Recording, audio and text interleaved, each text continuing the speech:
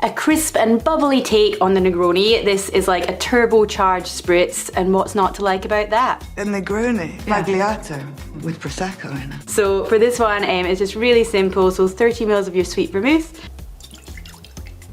30 mils of Campari.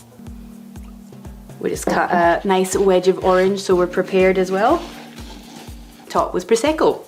Generally you want to go to about halfway up the glass. It all depends how big your glass is. Don't go overboard. You know, you do more prosecco than you do of the other two, but you're not going to want to kind of completely drown them out.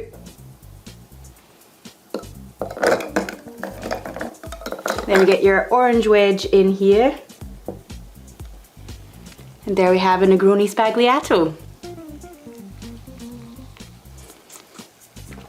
I mean, look, she has good taste. It's just so like bright and bubbly.